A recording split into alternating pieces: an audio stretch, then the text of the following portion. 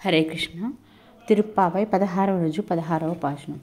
నాయక నాయనింట నందగోపనుడయ్య கோயில் காப்பானே, கொடித்தோன்றும் தோரண வாசல் காப்பானே, மணிக்கதவம் தாழ்த்திரவாய் ஆயர் சிறுமியரோ முக்கு அரைப்பறை மாயன் மணிவண்ணன் நென்னலே வாய் நேரந்தான் தூயோமாய் வந்தோம் துயிலெழப் பாடுவான் வாயால் முன்ன முன்ன மாத்தாதே அம்மா நீனே சனிலை கதவம் நீக்கேலோ రెంబావాయ్ ఆండాల్ తిరువడగలే శరణం.